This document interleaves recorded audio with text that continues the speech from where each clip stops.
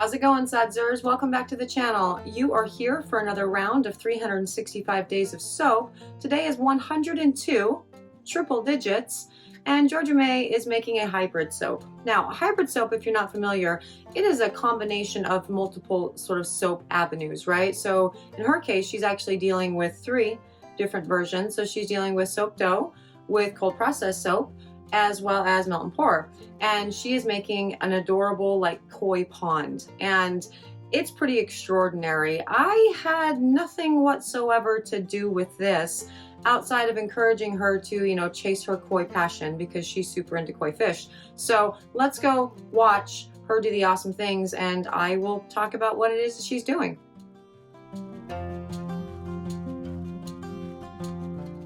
So Georgia May is back at it with her amazing soap dough creations, and today she is making koi fish, which are super cute. Look at that. She's got the little fins on the top and the little eyeballs, and then you got like the white and red there. That's so cute. Now she's going to show you how she makes the koi fish with the last white and red one there. And yeah, no, she is obsessed with koi. Like, she's actually obsessed with animals of all shapes and sizes and kinds and everything, but koi, it's a big deal for her. She I think like the first painting she ever made was a koi fish, which is cool, and she did these awesome tiles at the shop for the pottery side that were koi. She's super into koi, and so she is going to be playing with a koi fish soap today. But not just like, any kind of koi fish soap like you saw with the rubber ducks and the honeybees. We kind of put them on the top. And that was awesome. I love that. But with this, she is actually going to be playing with a hybrid soap in this. And I guess it's kind of like a thrybrid soap, really, because you have the soap dough that is created from cold process, but, it's manipulated in such a way that it is, a molding clay, essentially. And then she will be doing a cold process base in a slab pour, and on top of that she's going to pour the rest of the soap is going to be a glycerin base, so melt and pour base. So yeah, it's hybrid soap. 2 for sure different kinds of soap, but technically again 3 if you're looking at the soap dough as the third element there. And that's cool. I mean, I have done embeds with melt and pour into a primarily cold process soap, but I've got to say I've never actually done a soap with like a layer of melt and pour and a layer of cold process, or vice versa. I've never done a proper hybrid, so she's going to be the one experimenting with it for the first time, really. And how cool is that fish? The answer is very, very cool, because Georgia May is very cool and it's such a cute little fish. And she was super excited to do these koi fish, and this was actually in the middle of a project that I was having her work on for a sudser who had posted something about, well, I'm not gonna spoil that one because that one's coming up in just a couple days, but she was in the middle of working on that one when she decided she also wanted to do koi. And this one ended up getting finished first because the koi fish actually are not as hard to make as the other project she's working on with soap dough. So you'll get to see that in a few days, and I'll just stop with the spoilers, otherwise I'm gonna just accidentally say it. And look how cute that fish is. It's just amazing. She is so good at all of the things. You got a cute little tail here. Now these guys will dry in the next couple hours, and then she will put it in her, cold process soap batter bed thing.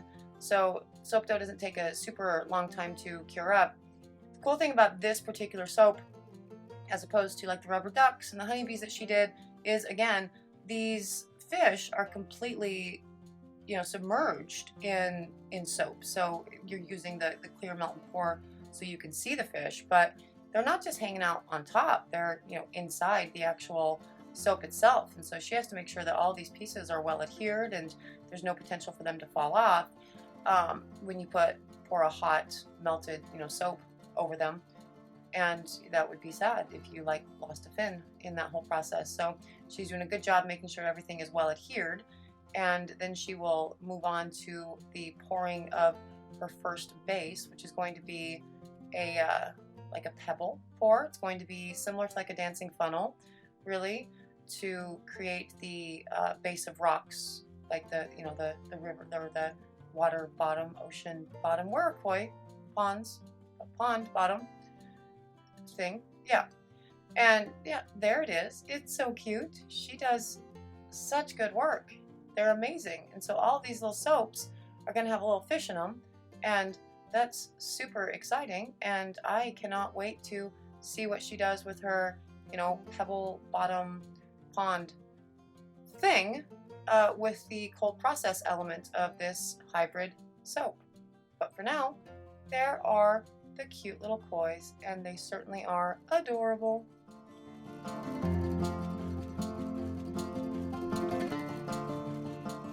And we don't actually get to see the making of the base there because I can't find the footage. So this was done with cold process, again using a dancing funnel technique to create all of the little pebbles and everything throughout.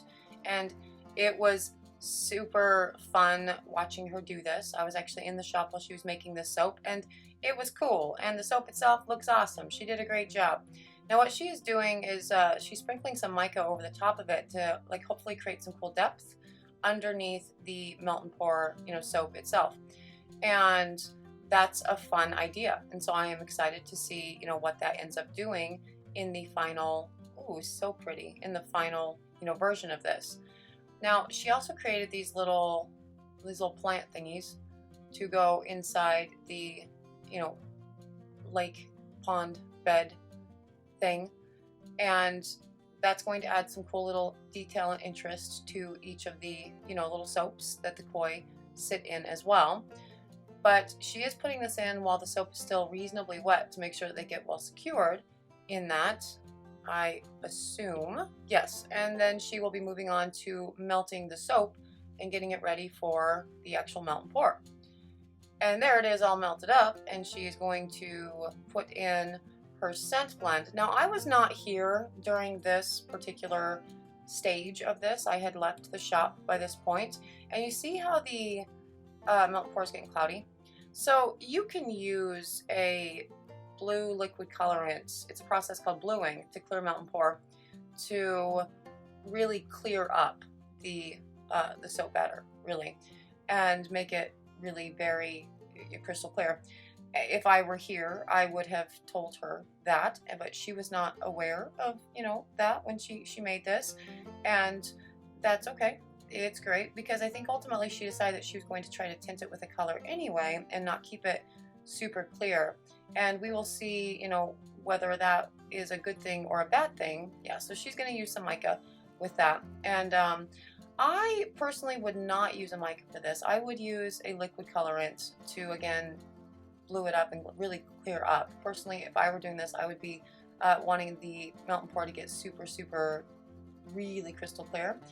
But she's going a different tack with all of that, which I love, and it's going to be, equally awesome, I'm certain. But see how the micas tend to clump in melt and pour? For that reason, whatever color I would go with, I would definitely use a liquid colorant over a mica, because it does make it harder to really incorporate it and mix it in without leaving behind any sort of, clumps of sparkly mica. Sparkly mica would be cool with this though, now that I think about it. Now the bottom cold process side has firmed up really well, and it is time to pour the liquid hot magma. I'm just kidding, it's melt and pour. Never mind. Onto the base, and so far so good. No problems exist there. And yeah, you put the clear soap on and you can see how the micas underneath really got very sparkly and awesome. I love that. I think for future batches, she's so excited. She's like, look, it worked. For future batches, I would suggest even putting more of the sparkly bits down so there's more of that definition, because that lower left corner there, that looks stunning. That's super great. And so that's gonna, show up really well in the finished process. She's so excited. Look at all of her hand motions. She's the most adorable thing on the planet. I'm not even kidding. And yeah, so all of her little koi are now going to be put into the soap batter, the melt and pour, while it is still, fluid enough to put something in it. Now you got to be careful with melt and pour when you're doing something like this, because it will start to get its layer of, film on top pretty quickly. And so you do kind of have to work fast to avoid having to work through essentially a layer of, solidified soap on the top of the soap, really. And so she is, doing that and making sure that see what I mean there though? When she put that in, she got sort of, she's getting some kind of crusties going on from the firming of the melt and pour base. And so now it becomes an issue of just trying to hustle and get the koi in as quickly as possible, and maybe not be as detailed and precise as she wanted to be, because she realized through this pour that, oh no, it's firming up. I'm going to have to get the fish in as quickly as possible. And that's, so it's sitting on top there, and that's a concern. That's definitely something that you contend with when you are working with a glycerin base. Honestly, people do such cool things with melt and pour. I mean, I talked about it in my Meant to Be video, right? Like, there's this weird thing where cold process soap makers totally look down on melt and pour soap makers, but melt and pour soap makers do some really crazy stuff with their soap. Like, the artistry is just amazing, and I will look at something at like a craft fair or something that's in a melt and pour, and I'll look at it and go, what do you do to get your batter to stay, fluid long enough to do these crazy things? So there's definitely an art to this as well, and that's outside of putting koi in it, because that's a different art entirely. Now she's going to put the rest of her soap into the container, the rest of her melt and pour into the mold. But you see how it got all craggy and weird, because the soap underneath had firmed up, and so that's an issue. I think a way to have avoided this would have been to pour it hotter and maybe put all of it in at the same time and then press the koi down. But as you can see, for the places that are still fluid, those koi are rising to the top. And if you wanted it to stay, to rise to the top, that's great. But if you didn't and you wanted to stay on the bottom of the, the rock bed there, then you have an issue. Oh no, that poor little koi. Oh, she saved it. She saved it. It's still perfect. Good job. She did it. So now she's just going to sort of fiddle with the different little, skin thingies to try to take it off or not. I would have just done this. I would have just sprayed it with the alcohol and called it good at this point, because I don't know that you're ever going to get that film off. But look at that. Isn't that just the cutest thing in the whole entire world? I am so excited to see each of these bars all cut up, and we can see, whether or not it worked and melt and pour adhered to the cold process underneath, or if it's just going to split into two pieces as soon as we cut it, which we will do tomorrow.